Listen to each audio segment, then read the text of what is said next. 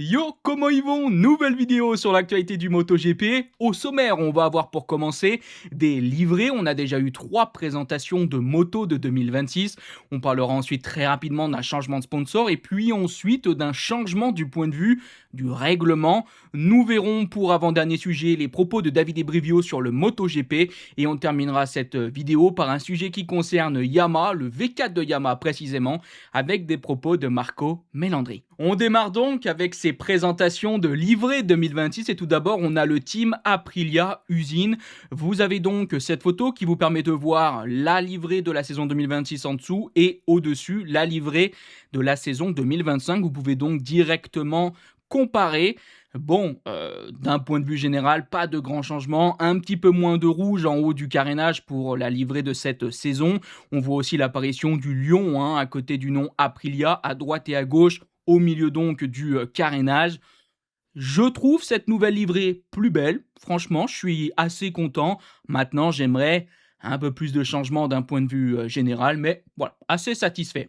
Par contre, là où je fais un petit peu grise mine, c'est la livrée du team Pramac, le team satellite donc de Yamaha. Là, les changements, c'est dur, parce qu'il y en a presque pas. J'ai l'impression, alors après, attention, c'est que les photos, des fois, on se rend pas bien compte. J'ai l'impression que les couleurs sont un poil différentes, mais du point de vue de la livrée générale, c'est vraiment très très très proche de ce que l'on avait la saison dernière. On termine donc maintenant par l'un des teams satellites de Ducati, le team VR46, et là je suis pleinement satisfait. Cette fois-ci, je trouve cette nouvelle livrée 2026 vraiment très belle. On a donc la disparition du blanc avec l'arrivée de cette grosse partie noire et aussi du jaune fluo à l'arrière de la moto. Personnellement, je trouve cette livrée 2026 vraiment très très très très belle et je suis assez content de ce changement. Alors malheureusement pour les combinaisons des pilotes VR46, c'est comme l'année dernière, ça veut dire qu'on a les combinaisons qui sont coupées en deux avec la partie droite par exemple qui va être jaune ou la partie gauche qui va être noire, c'est peut-être l'inverse mais vous avez compris l'idée. J'aurais préféré avoir des combinaisons par exemple toutes jaunes, mais bon, c'est déjà pas mal ce que l'on a eu, je vais pas non plus trop me plaindre. On va maintenant parler d'un changement de sponsor pour le team LCR Honda, l'équipe donc satellite du constructeur japonais.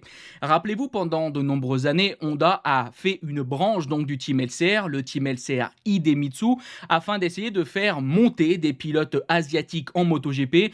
Par exemple, pendant de nombreuses années, on a eu Takaaki Nakagami, l'année dernière, on a eu Somkat Chantra, et tout ça est apparemment balayé de la main parce que Idemitsu LCR disparaît et donc maintenant remplacé par Pro Honda LCR. Il faut aussi rappeler que lors de cette saison 2026, il n'y aura plus de pilote asiatique dans cette branche donc de LCR. Ça sera Diogo Moreira, le pilote brésilien. Donc c'est peut-être une petite partie de l'identité de Honda qui s'efface. Maintenant, du point de vue de la stratégie sportive, c'est quand même, je pense, plus logique. Maintenant, on va parler règlement, parce que oui, il pourrait quand même bien y avoir un changement assez majeur lors de cette saison 2026. Quand un pilote chute, lors de cette future saison, il y aura sûrement plusieurs conditions qui feront que le pilote ne pourra pas directement repartir, comme on a pu le voir maintenant depuis des années au sein de la catégorie. Voici ce que dit donc le communiqué de presse de la FIM. Suite à un accident ou à un problème technique, toute machine immobilisée sur la piste ou dans les zones de dégagement doit être immédiatement déplacée par les commissaires de piste derrière la première ligne de sécurité. Il est interdit de redémarrer une machine sur la piste ou dans les zones de dégagement. Elle doit être conduite sur la voie de service ou dans un lieu sûr si aucune voie de service n'est disponible ou une assistance au redémarrage pourra être fournie. Bon, alors qu'est-ce que ça veut dire? C'est très simple, si un pilote chute, que sa moto coupe, il ne pourra tout simplement pas redémarrer la moto, par exemple dans le bac à gravier, pour essayer de repartir en piste. Il va devoir sortir de la piste, essayer de redémarrer sa moto, et s'il arrive à redémarrer sa moto, il peut toujours pas reprendre la piste, il va juste pouvoir rentrer au sein donc de son box avec sa moto. Il y a par contre, si je me trompe pas, un point quand même à souligner, c'est que si jamais on tombe mais que la moto ne coupe pas, je crois que là par contre on a droit de repartir donc sur la piste. C'est la seule condition qui fait qu'un pilote peut donc repartir. Ça veut quand même dire que d'un point de vue général, il pourrait y avoir quand même même beaucoup de changements parce que c'est assez souvent qu'on voit les pilotes chuter, essayer de redémarrer la moto avec souvent bien sûr les commissaires de piste qui poussent la machine à l'arrière. Ça a fait pas mal blablater quand même au sein de cette saison 2025. Il y a eu pas mal d'affaires à cause de tout ça. Donc je trouve que c'est un changement de règlement très intéressant, très bienvenu.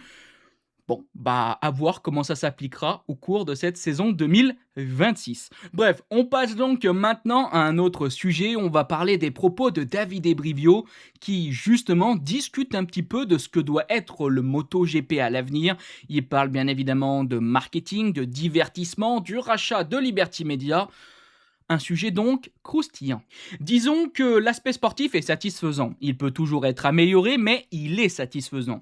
Ce que nous devons améliorer, à mon avis, c'est d'élargir notre audience. Il faudrait peut-être pénétrer davantage de nouveaux pays qui sont des cibles potentielles pour le MotoGP, améliorer l'engagement des fans et attirer le grand public. Les puristes du sport n'aimeront peut-être pas entendre cela, mais en réalité, à l'ère moderne, le sport est aussi un divertissement. Nous devons donc aussi considérer ce point de vue. Que devons-nous faire pour que le MotoGP divertisse davantage de personnes? Pour nous qui sommes des acteurs clés ou des passionnés de courses moto, les courses MotoGP sont parfaites. On peut regarder et apprécier le sport. Mais il faut alors s'ouvrir à un public plus large, à des personnes qui ne sont peut-être pas passionnées de MotoGP, mais qui pourraient tout de même venir assister à une course, visiter le paddock et profiter de l'ambiance. Vous allez peut-être voir un match de Ligue des Champions, vous savez plus ou moins ce qui se passe, mais vous y allez aussi pour profiter de l'ambiance du stade, des supporters qui encouragent leur équipe, vous regardez peut-être même le match depuis un salon. Nous devons donc développer l'aspect spectacle du MotoGP, ce qui n'enlève rien à son aspect purement sportif. Mais il y aura beaucoup d'autres personnes, des familles ou des amis de ceux qui sont vraiment passionnés par le MotoGP, mais qui préfèrent le football par exemple, qui pourraient tout de même se dire ok, je vais venir voir le MotoGP aussi. Cette dernière phrase est à placer dans le contexte que Davide Brivio, en fait, il essaie de dire que aujourd'hui il y a des gens qui connaissent tout au MotoGP, le règlement, les pneus, mais il y a aussi d'autres personnes qui connaissent rien et l'intérêt pour lui à l'avenir, donc pour cette catégorie, c'est de faire justement en sorte que des personnes qui connaissent pas spécialement la catégorie, les pilotes, les pneus, le règlement, soient tout de même intéressés de venir donc au sein d'un week-end MotoGP ou d'un week-end du championnat du monde moto, parce que justement, c'est cool, c'est un bel événement. C'est quelque chose qu'on peut, je pense, retrouver par exemple en Formule 1. Tout comme il le dit pour le foot, certaines personnes pourraient tenter de regarder un match de foot dans un stade pour d'autres choses que juste les deux équipes qui s'affrontent. Et je pense que c'est pas complètement inimaginable de penser qu'il y a des gens qui regardent des matchs de foot sans connaître spécialement les règles. Ils sont juste là parce que c'est un événement assez important. Je suis, d'un point de vue général, totalement d'accord avec ce que dit Davide Brivio. Maintenant, pour essayer de nuancer un peu mon propos, pour moi, il y a quand même deux branches dans le divertissement. Il y a la branche qui est intrinsèquement liée au côté sportif de la catégorie, ça veut dire qu'il y a de belles courses, on a évidemment un beau championnat, ça fait donc du bruit, ça fait donc du divertissement et ça attire des gens. Et puis à côté, il y a le divertissement plus à la Formule 1, ça veut dire qu'on essaie d'organiser des événements avec des shows, des événements majeurs.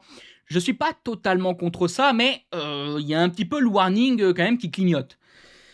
Et j'ai l'impression quand même qu'avec ce rachat de Liberty Media, on va essayer bien sûr d'avoir le côté sportif et le divertissement qui est lié tout aussi puissant que ce que l'on a pu avoir ces dernières années, mais on va aussi essayer d'investir dans un divertissement plus show à l'américaine. Et j'espère qu'on n'ira pas trop loin non plus. Par exemple, un GP de Vegas ou des trucs comme ça où ça va dans tous les sens, je trouve que ça ne colle pas du tout à l'identité du MotoGP. Alors, je vous sors un truc complètement à la volée, ça ne veut pas dire grand-chose, mais je pense que vous avez compris l'idée. C'est essayer de vous donner une comparaison, par exemple, avec ce que l'on a en Formule 1. Donc, d'accord avec Davide Brivio, il faut de toute façon plus de divertissement parce qu'il faut maintenant, à l'ère moderne, faire parler de ce sport.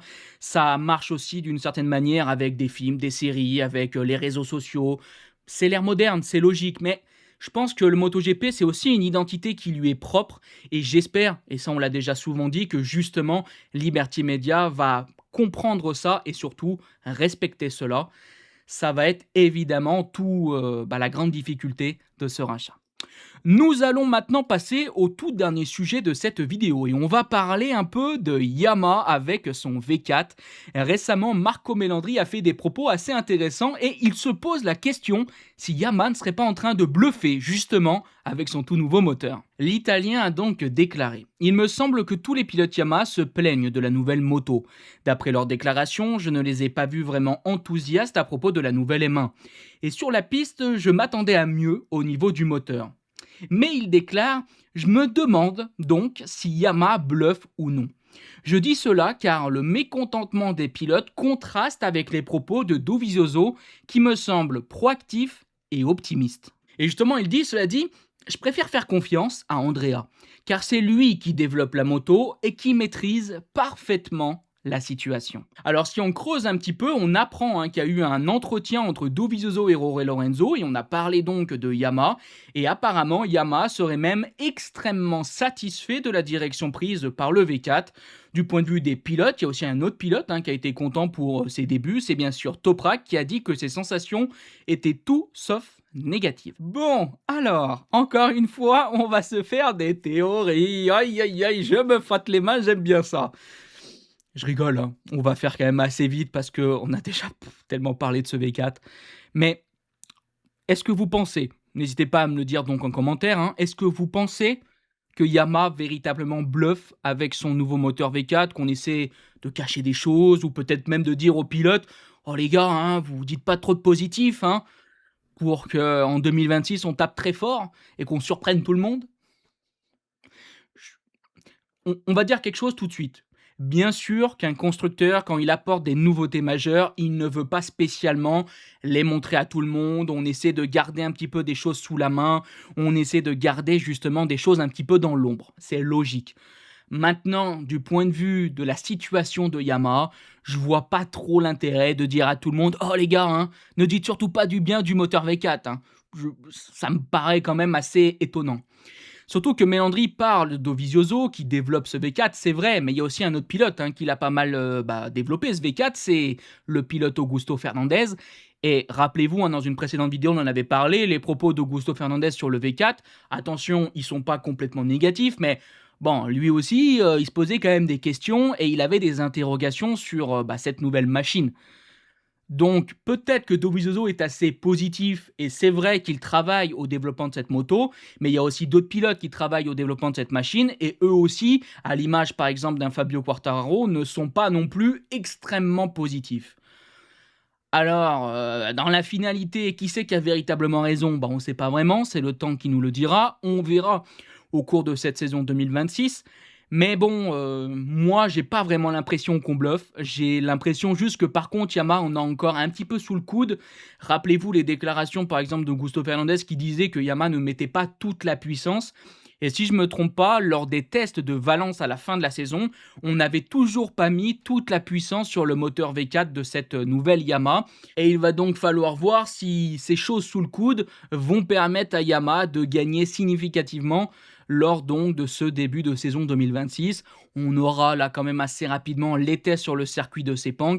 Je pense qu'on pourra déjà se faire un premier avis de cette nouvelle moto. Je continue de croiser les doigts, mais vous l'avez compris, je reste quand même assez mitigé.